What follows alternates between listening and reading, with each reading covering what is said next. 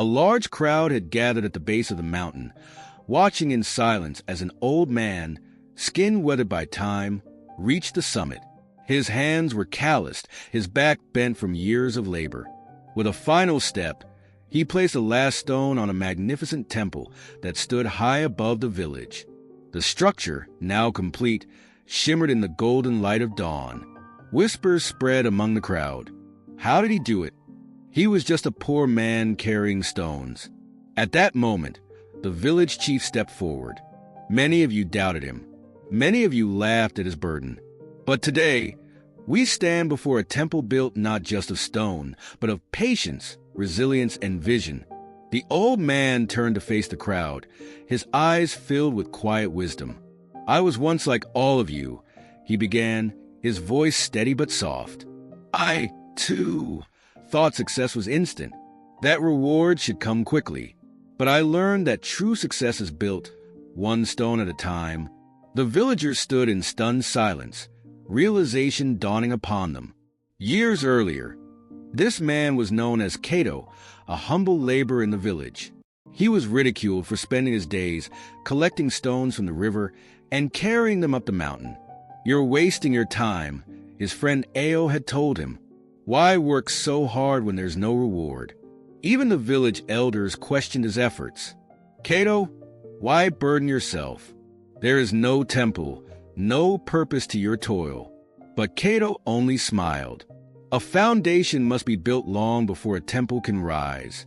Despite the discouragement, he continued.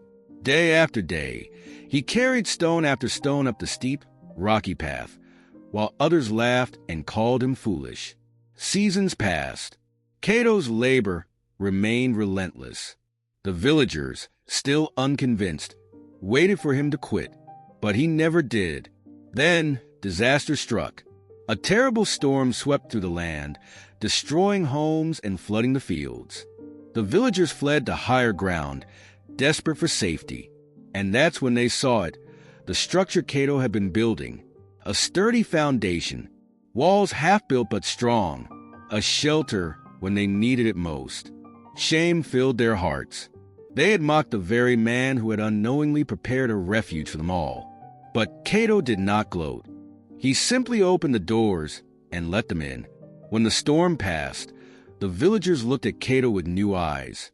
You knew, Ao whispered. You saw what we could not. Cato chuckled.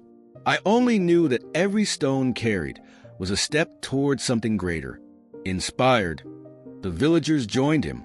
Together, they finished the temple, a monument not only of faith but of perseverance. And so, generations later, whenever doubt crept into a young heart, the elders would tell the tale of Cato, the man who carried stones, a man who showed that the greatest rewards come not to those who wait, but to those who build one step at a time. Moral of the story: success is not immediate, nor is it given freely.